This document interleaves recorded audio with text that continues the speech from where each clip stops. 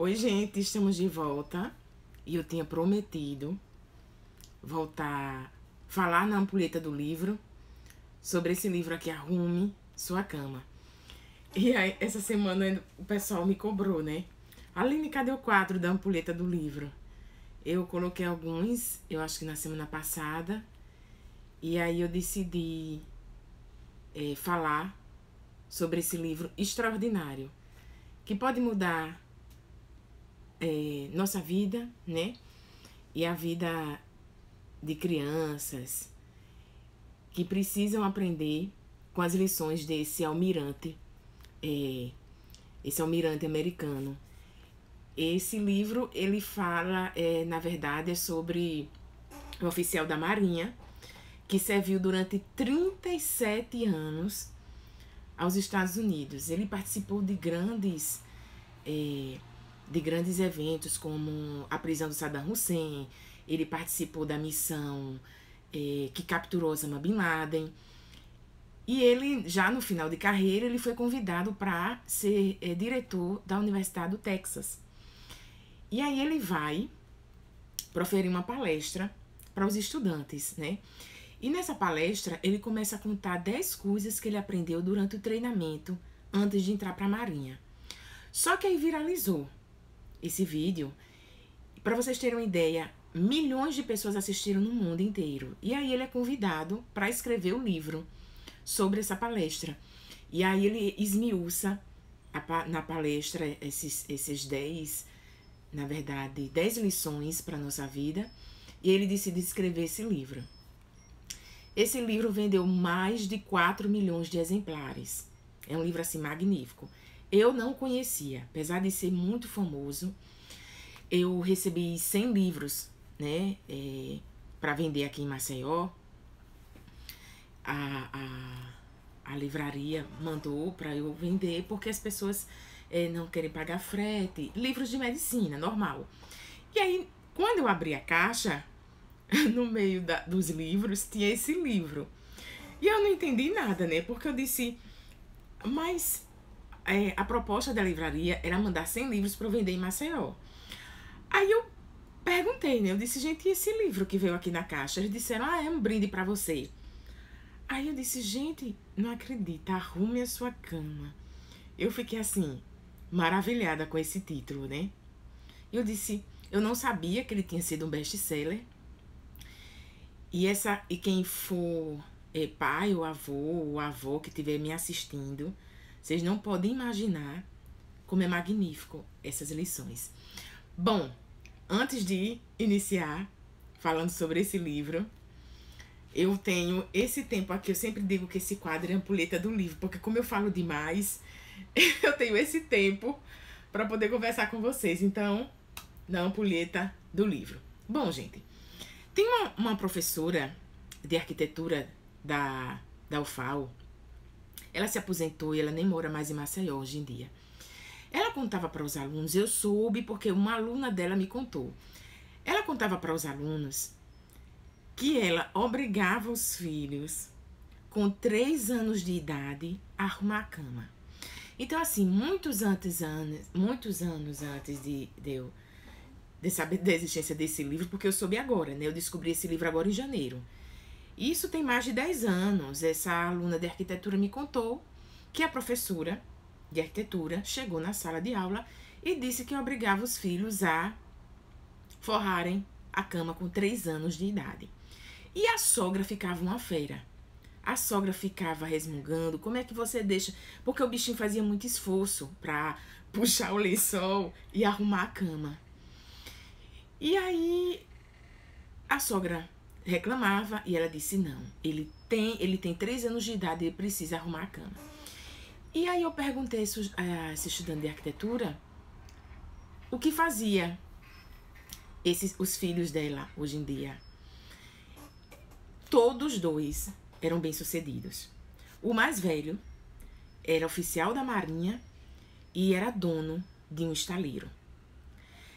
E ela disse que tinha uma vida tão tranquila, essa professora de arquitetura, que o dinheiro dela era para viajar. Então, ela pegava todo o dinheiro da aposentadoria e viajava por toda a Europa com o marido. Para vocês terem uma ideia, eles faziam um grupo só para ir para a França fazer estudos de histórias da arte.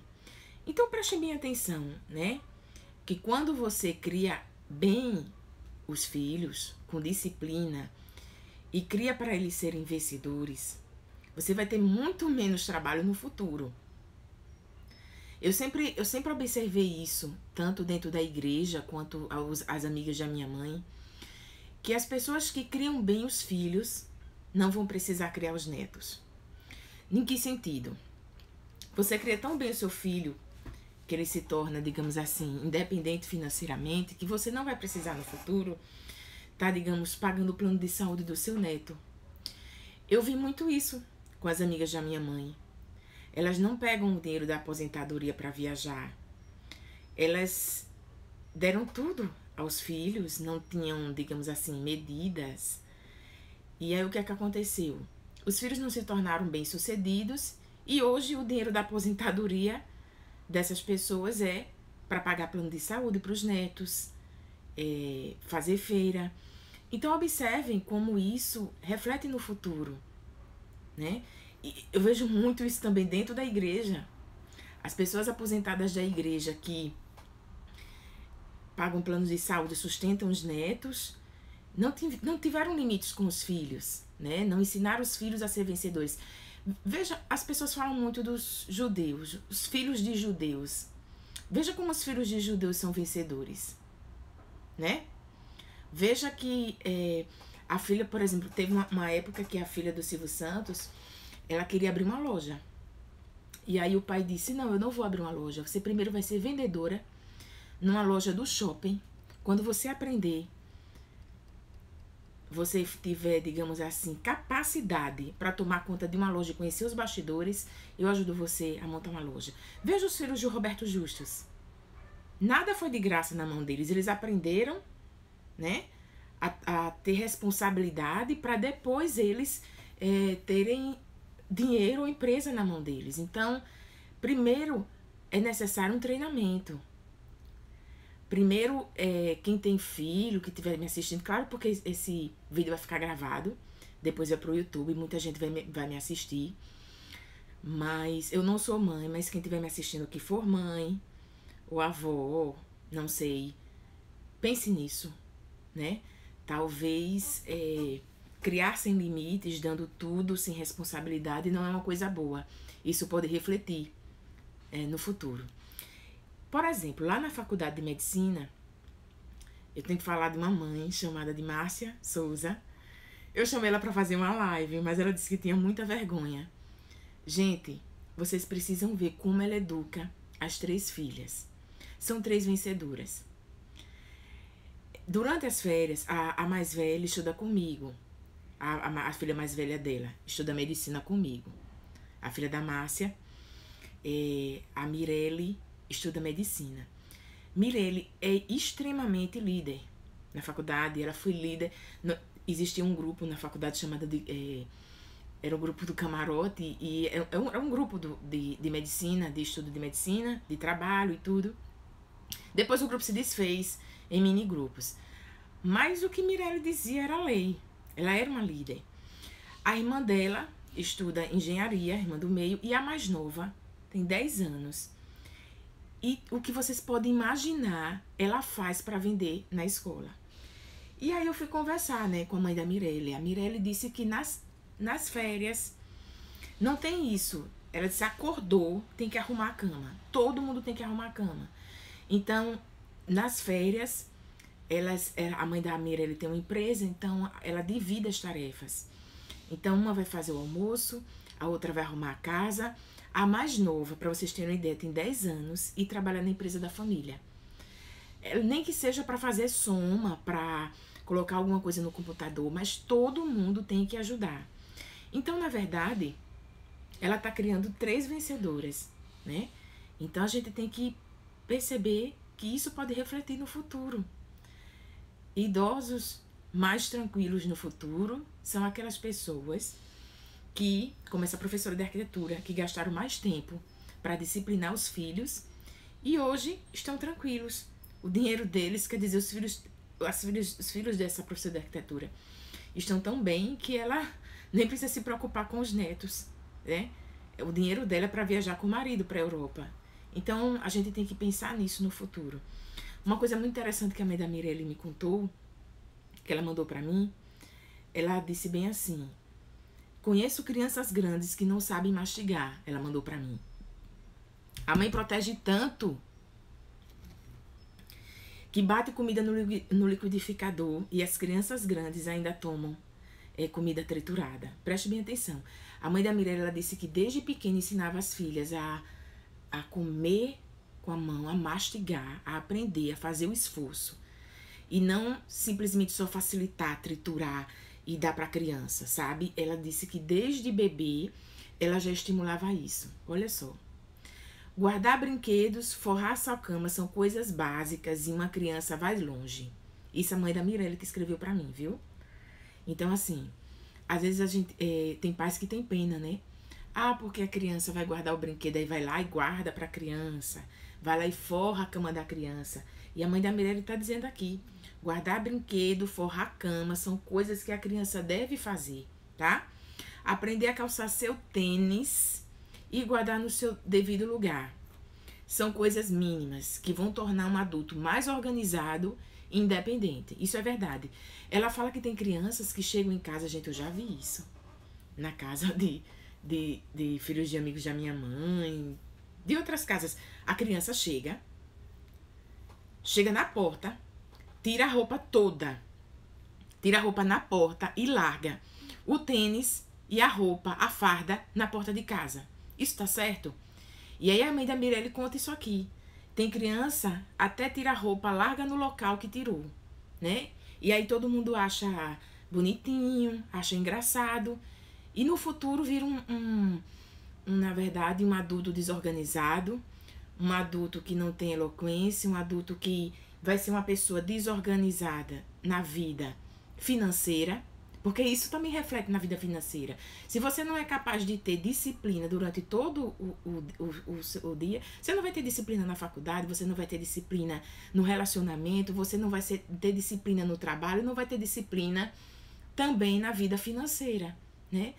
Ah, gente, quem é que entrou aqui? O Vitor. Beijo, Vitor. Vitor escreveu aqui, Aline, você é topada, Vitor. Estou falando sobre disciplina hoje, viu? Você ainda não é pai, mas no dia que você tiver, você coloque seus filhos com 3 anos de idade para arrumar a cama, por favor. É outra coisa que a mãe da Mirelle mandou para mim, viu? Quarto desorganizado é uma vida desorganizada. Olha só, preste atenção. Até quando você acorda, se estiver tudo desorganizado, você demora para encontrar. Isso é verdade. Quando você estica o lençol da cama, você tem até espaço para escolher a roupa que vai vestir. Gente, é como eu falei para vocês, né? A mãe da Mirelle, ela faz isso com as filhas. E estão aí, 3 vencedoras, tá? Então, ter disciplina com os filhos é importante. E aí, eu já contei essas histórias para vocês. Quando eu abri a caixa, que eu vi esse livro, Arrume Sua Cama, aí eu lembrei da história, né? Da professora de arquitetura. Eu disse, meu Deus do céu. E lembrei da mãe da Mirelle, que a mãe da Mirelle manda arrumar a casa, arrumar a cama, arrumar os brinquedos, arrumar tudo. E aí, quando ele contou, aqui na capa do livro, veja só, arrume a sua cama, pequenas atitudes que podem mudar a sua vida e talvez do mundo. Ele começa a contar que para entrar na Marinha, você passa por um treinamento exaustivo. O chefe, né, digamos assim, o sênior do serviço, ele chega no alojamento e ele vai olhar a cama de cada, digamos assim, de cada soldado. Para vocês terem uma ideia, a cama precisa estar tão esticada, que aqui ele conta que digamos assim, o almirante jogou uma moeda. A moeda, ela tem que bater no lençol e voltar para a mão. Ou seja, o lençol tem que estar tão esticado, que quando ele solta a moeda tem que bater no lençol e voltar a ponto dele segurar. Gente, eu chego a suei na hora que eu li isso. Eu digo, meu Deus do céu, eu não acredito nisso. Às vezes a gente fica chateada, por exemplo, quando a gente tá pagando semiologia, o professor olha tudo, né? Olha como se o jaleco tá bem alinhavado, se não tá sujo, se não tá amassado. Quando a gente começa a semiologia, eles falam muito nessa questão da postura, né? E aí o que é que acontece? Olha só o que tem na marinha, viu? Eu fiquei besta. Eu digo, olha, eu vou dizer pro menino lá da faculdade de semiologia como é na marinha, viu? Os vincos da túnica e das calças têm que estar alinhados. Repara, viu? O metal do cinto tem que estar brilhando como um espelho. E as botas têm que estar extremamente polidas, a ponto de nelas aparecer o reflexo do almirante. Repara. E aí, ele disse que depois que ele inspeciona toda a roupa, ele vai inspecionar a cama. Olha só. Ele passou a inspecionar a cama. Aí ele conta, né, que o lençol de baixo tinha que estar muito esticado, o cobertor, ele tinha que estar na ponta da cama, alinhado com o travesseiro. E aí ele fazia o teste da moeda. Ele pegava, porque eu não tenho uma moeda daqueles, que ele pegava a moeda, soltava. Se bater e voltar para a mão dele, tá perfeito. E aí ele conta que isso não é besteira, arrumar a cama. Olha só o que ele disse no final do capítulo. O simples ato de arrumar a cama pode nos dar o estímulo de que precisamos para começar o dia e a satisfação de terminá-lo bem. Se você quer mudar a sua vida e talvez o mundo, comece arrumando a sua cama.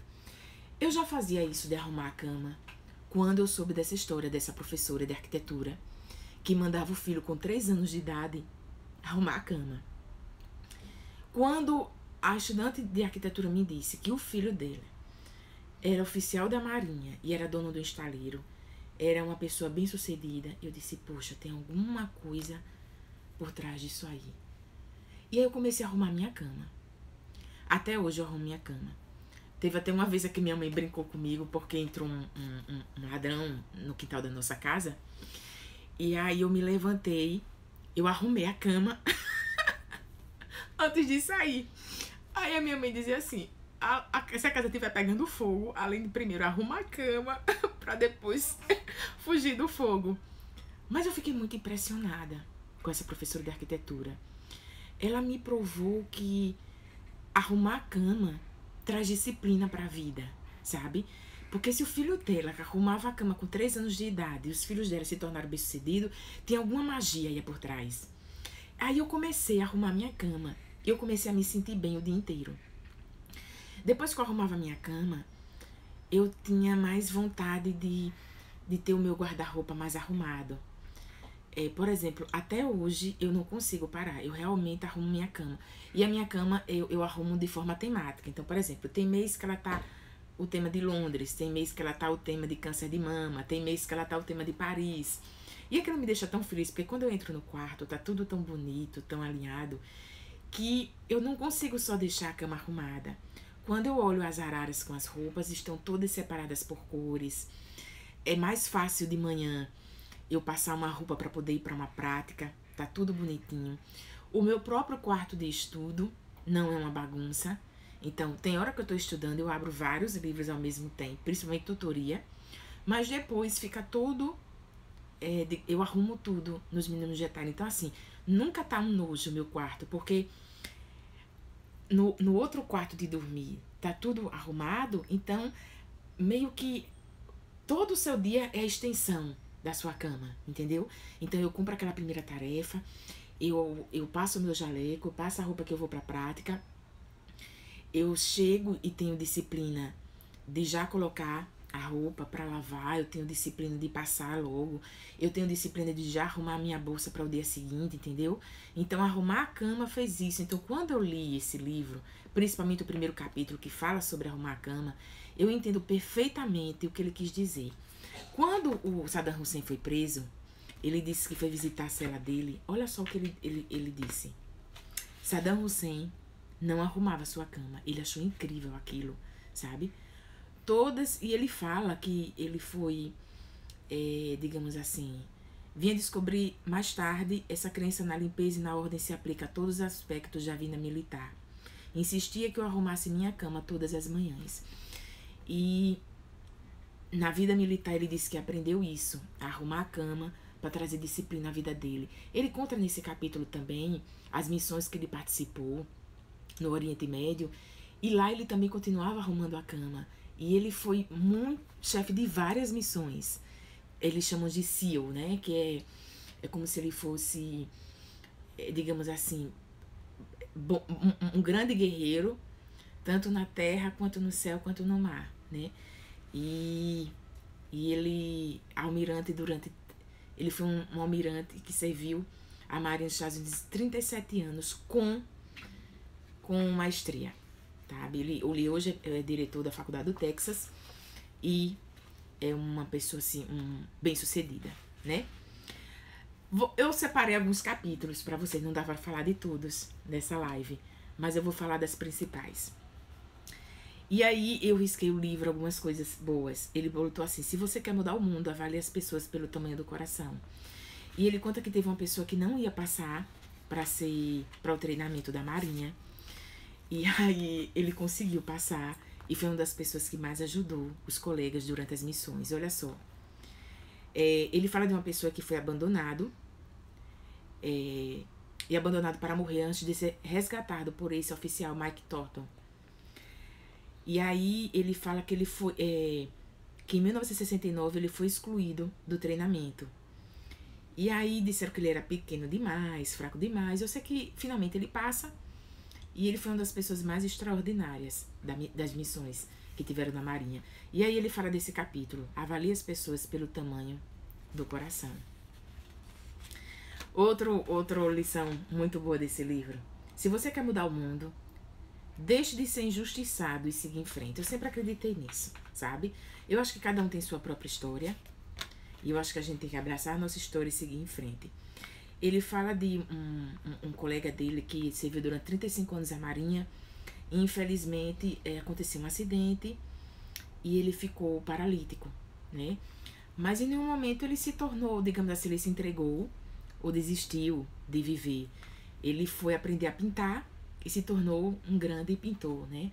E aí ele mostra em todo esse capítulo que a gente tem que reinventar a vida da gente. Olha só que interessante ele diz: a vida das pessoas comuns, assim como as dos grandes homens e mulheres, é determinada pela maneira como elas lidam com a injustiça na vida. Isso é verdade.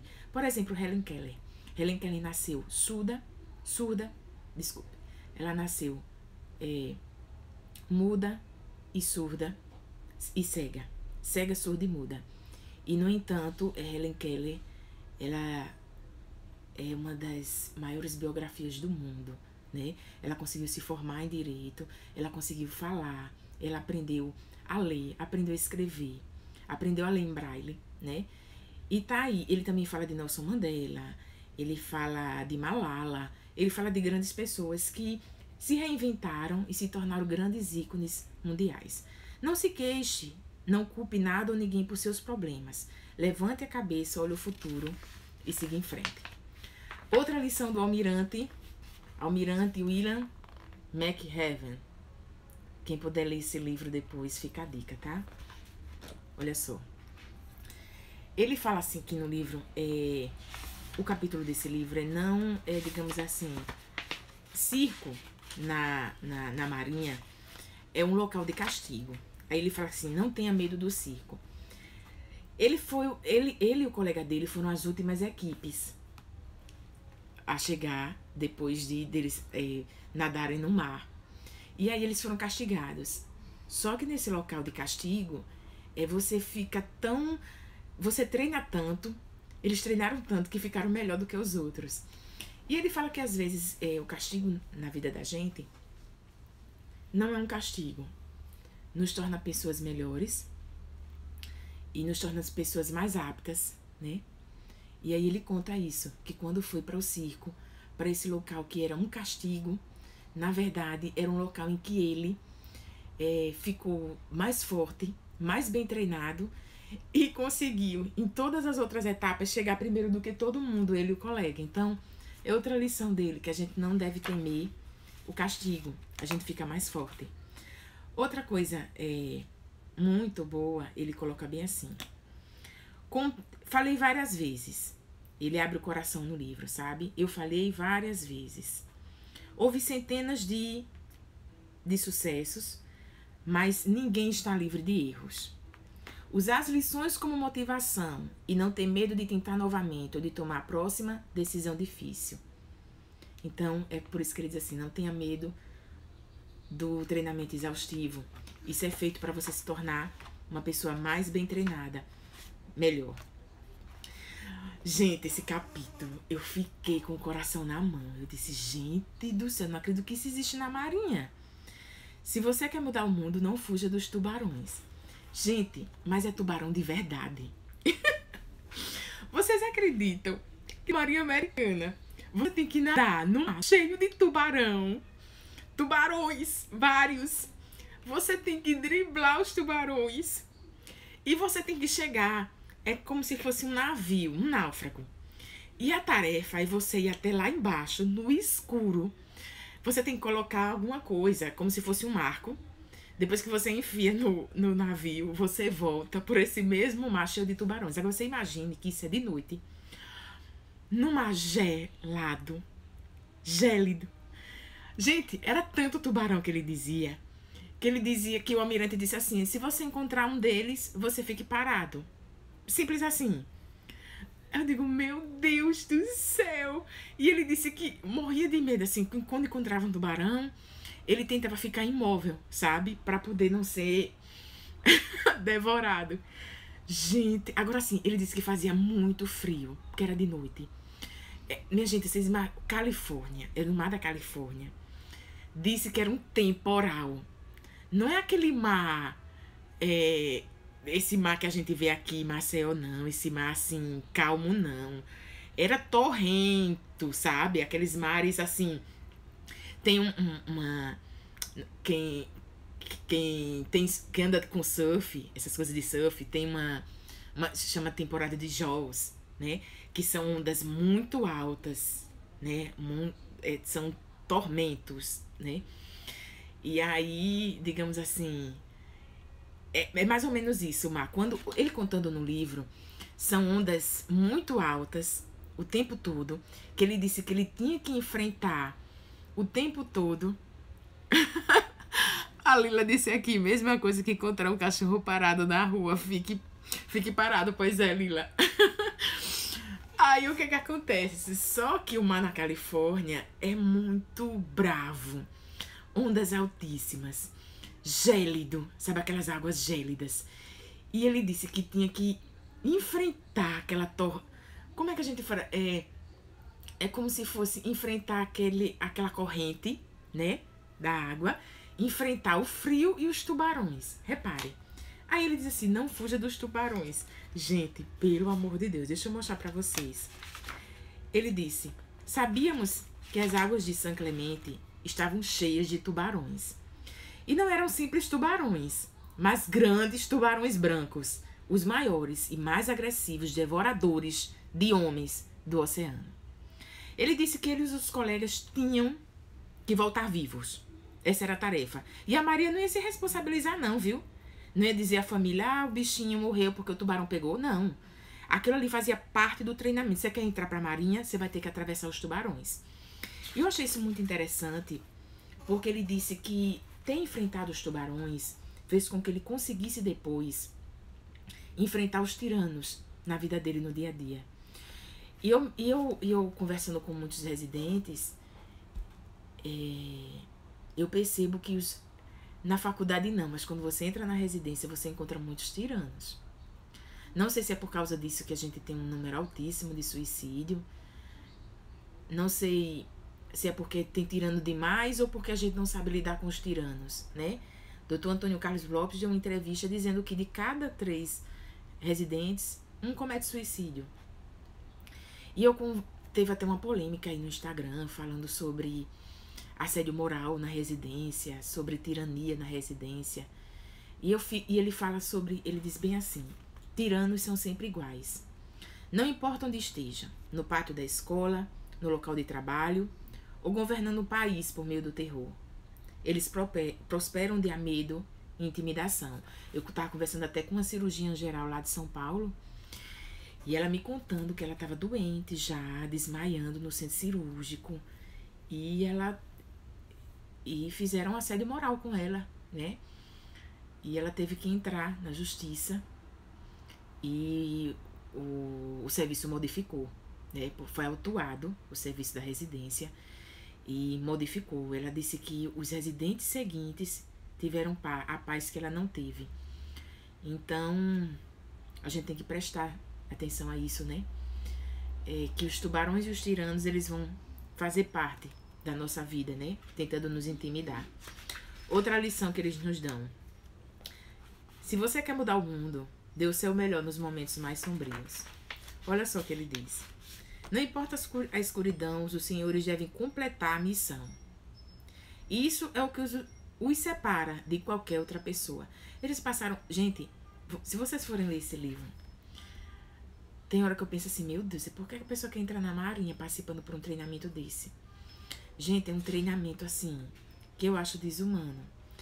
Mas é um treinamento que é necessário para quando eles estiverem numa missão no Oriente ou numa guerra, é necessário passar por esse treinamento.